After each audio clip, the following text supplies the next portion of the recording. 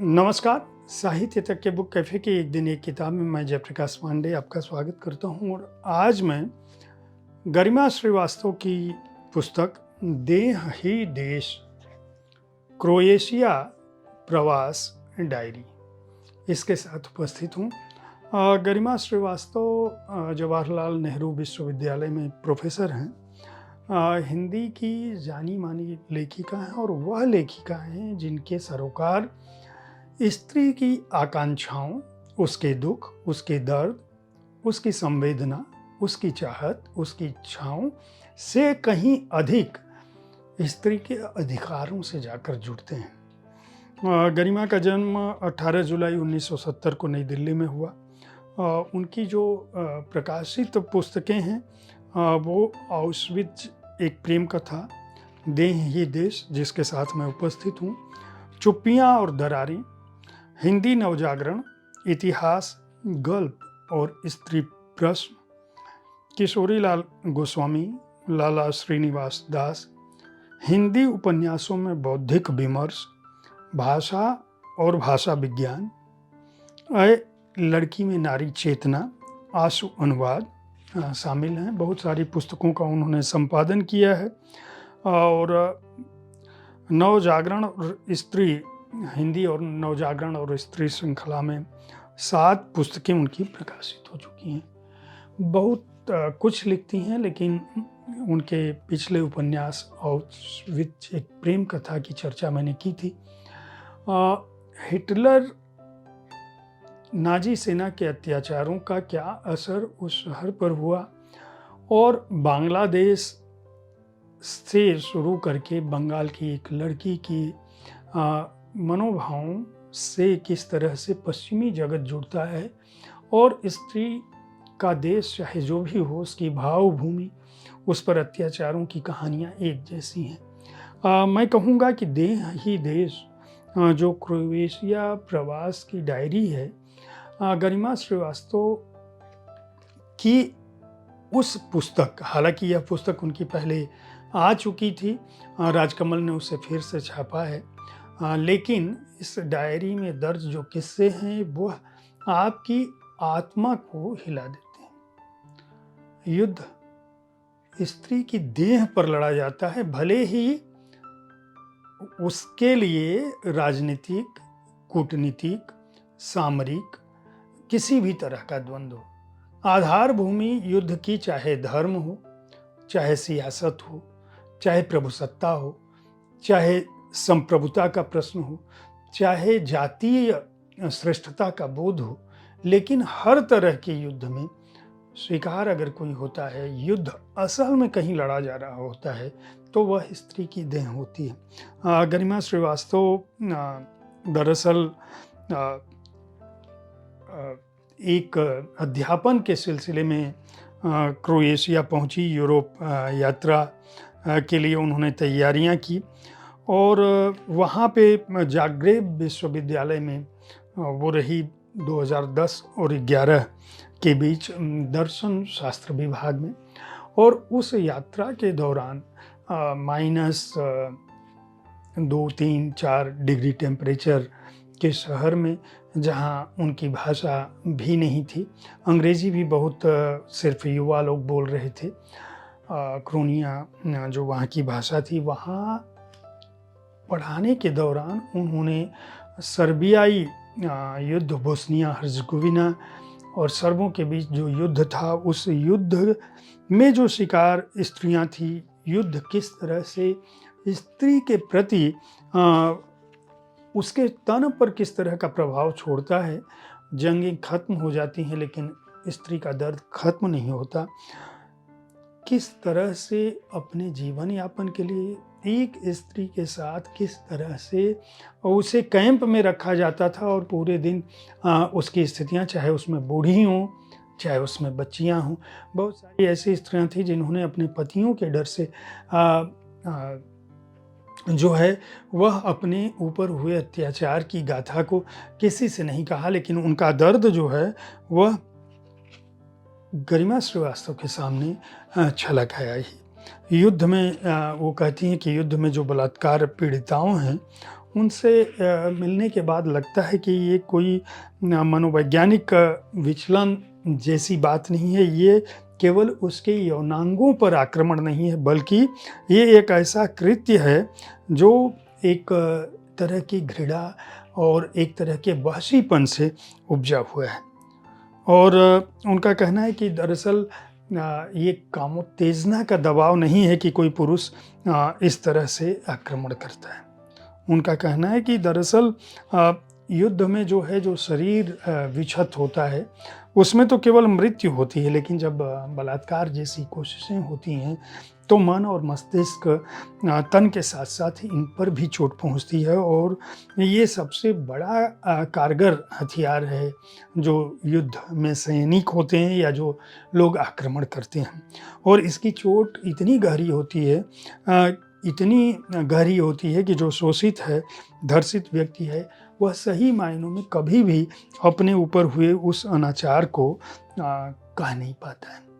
तो सर्ब और क्रोआती बोस्नियाई संघर्ष की जो भूमिका है, उसका जो इतिहास है, जो 1939 से 1945 के दौरान शुरुआत में संयुक्त राज्य अमेरिका और सोवियत रूस के बीच युद्ध की स्थितियों के बाद पैदा हुआ, किस तरह से साम्यवादी और पूंजीवादी व्यवस्था ने इस पूर्वी यूरोप के उस हिस्से को अपनी जद में ले लिया, नाटो संगठन बना। और उसके बाद किस तरह से यूगोस्लाविया का विखंडन हुआ, और यूगोस्लाविया के विखंडन के बाद क्रोएशिया, बोस्निया हर्जगोविना जो है वह न केवल बटा, बल्कि इनके बीच जो युद्ध 1995 में हुआ, उसमें 1990 के चुनाव परिणाम के बाद उसमें स्लोवेनिया, क्रोएशिया, बोस्निया हर्जगोविना, मैसिडोनिया में न केवल गैर साम्राज्यवादियों की जीत हुई, बल्कि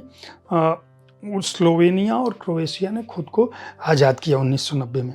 लेकिन इस आज़ादी की कीमत क्या हुई, उसको जांचने के लिए जब 1995 में स्वयंसेवी संस्थाओं ने घर घर जाके इस ब्यौरे को दर्ज करने की कोशिश की, साम्राज्यवाद विरोधी जब सत्ता वहाँ पे आई, तब पता चला कि जो उनकी रिपोर्टें थी वो इतनी विरोधी थी और इतने चौंकाने वाली थी। कई रिपोर्टों में अलग तरह के बयान आ रहे थे, कई रिपोर्टों में अलग तरह के बयान आ रहे थे, लेकिन एक आंकड़ा ये कहता है कि बोस्निया में लगभग 50,000 स्त्रियों का यौन शोषण युद्ध के दौरान हुआ था। और अमेरिकी स्त्रीवादियों ने भी इस बात को माना।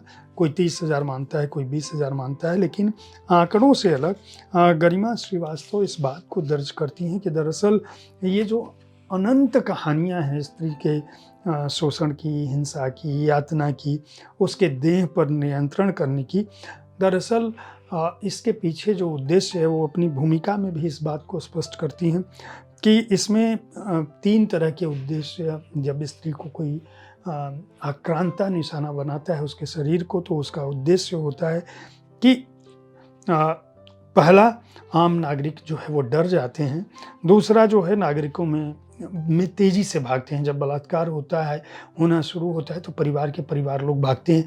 क्यों? क्योंकि कोई भी माता पिता यह नहीं चाहता कि उसकी बच्ची, उसकी पत्नी, उसका परिवार, उसकी बहन, उसकी माँ इस तरह की हिंसा के शिकार हो, तो वो तुरंत भागता है। यानी आक्रांताओं को, जो आक्रमणकारी हैं, उन्हें एक तरह से आधा जंग वो इस तरह के हिंसा के बाद इस तरह से जीत लेते हैं कि इलाका खाली हो जाता है। और तीसरा जो है वह ये है कि जो सैनिक इस तरह का कुकृत्य करता है उसकी सरकारें उसको सम्मानित करती हैं। तो ये एक तरह की जो स्त्रियों के प्रति जो हिंसा का भाव है, उसमें कोई एक देश, कोई एक सरकार जिम्मेदार नहीं है, बल्कि जो युद्ध की, साम्राज्यवाद की जो विस्तार की नीति है, जो भावभूमि है, वह जिम्मेदार है।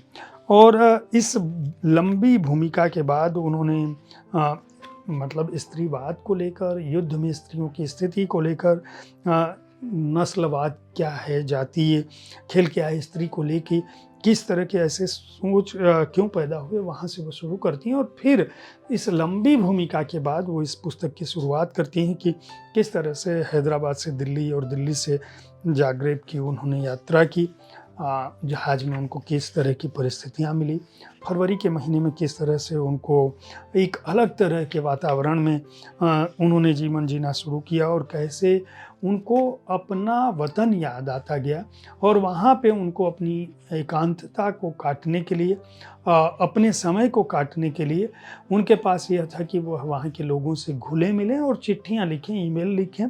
तो उन्होंने जो ईमेल लिखे उस दौरान, जो चिट्ठियाँ लिखी अपने दोस्तों को, जो डायरी में अपने उन्होंने दर्ज किया, उन सब को उन्होंने इस पुस्तक में रखा है। और यह पुस्तक किसी तरह से किसी एक शहर का यात्रा वृतांत नहीं है, बल्कि उस शहर में लिपटे दर्द, स्त्री का मन, स्त्री पर हुए अत्याचार की कहानी है। हालांकि इसमें जो नायिकाएं हैं, बहुत सारी लड़कियों का उन्होंने उल्लेख किया है, जिनमें छोटी बच्चियां भी हैं, बुजुर्ग महिलाएं भी हैं, और वे किस तरह से गरिमा श्रीवास्तव के सामने खुलती चली गई, किस तरह से उनके मन पर बरसों बीतने के बाद भी उनके मन पर कभी भी इस बात का बोझ हटा नहीं। उन्होंने अपनी छात्राओं का भी जिक्र किया है, जिन छात्राओं से उनको यह समझने की कोशिश मतलब इस समझने का एक वातावरण मिला कि जो लोग प्रभावित हैं उन तक वो कैसे पहुँचे। एक तरफ वह समाज जो बदलाव की बयार के बीच था, युवा बच्चे थे, उनका जीवन था, उनकी कठिनाइयाँ थी, और दूसरी तरफ वे स्त्रियाँ थीं जिन्होंने क्रोएशिया के हर शहर में, खास बात यह है कि गरिमा श्रीवास्तव ने न केवल क्रोएशिया में जहाँ वो गई थी, जाग्रेब यूनिवर्सिटी, उसके आसपास के इलाके को नहीं, बल्कि पूरे पूर्वी यूरोप में स्त्रियों की दशा को देखने की कोशिश की। और उनका ये कहना था कि हम लोग सामान्य तौर पर यहाँ आने से पहले यह मानते थे कि पश्चिमी जगत की स्त्रियाँ जो है उनकी स्थिति, खासकर यूरोप की स्त्रियों की स्थिति बेहतर है, लेकिन ऐसा नहीं है। ऊपर से दिखने में भले ही लगता हो कि वहाँ की स्त्रियाँ आज़ाद हैं, लेकिन दरअसल यह स्वतंत्रता जो है केवल पहरावे से नहीं देखी जा सकती, बल्कि आक्रमण, शोषण, अत्याचार, दुराचार जिस तरह की मानसिकता से होता है, वह मानसिकता जिस रूप में भारत में है, उस रूप में यूरोप में भी है, और यूरोप के देश उससे विमुख नहीं है। इसी बहाने उन्होंने क्रोएशिया के कवियों को, वहाँ के लेखकों को, वहाँ के इतिहास को, वहाँ की संस्कृति को, वहाँ के भोजन को, वहाँ के वातावरण को, वहाँ जंग से उपजे निशानों की बात की है। लेकिन इन सब के बीच वो ये बात बताना नहीं भूलती कि जितनी औरतों से मिलती हूँ उतना ही जीव बेचैन हो जाता है। और सच बात यह है कि अज्ञानता सबसे बड़ा सुख है।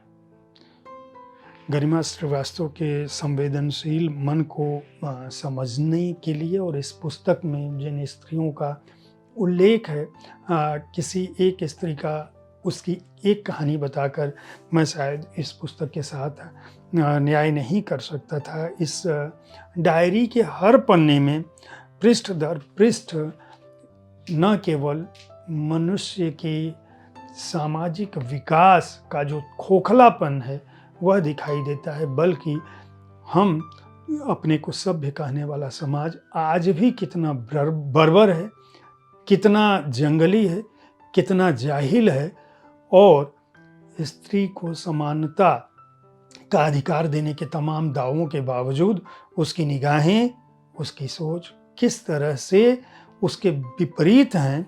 यह पुस्तक क्रोएशिया प्रवास डायरी देह ही देश इस बात को भी स्थापित करती है। अगर आप कोई अच्छी कृति पढ़ना चाहते हैं, यूरोप उद्धरण है, भावभूमि भले ही क्रोएशिया है, लेकिन दुनिया में जहाँ कहीं भी जंग होती है, स्त्रियों की कथा इससे इतर नहीं होती है। मनुष्य कब मनुष्य बनेगा, इस पुस्तक को पढ़ते हुए कम से कम ऐसा ही विचार मेरे मन में आ रहा था। राजकमल पेपरबैक्स ने इस यात्रा डायरी को प्रकाशित किया है।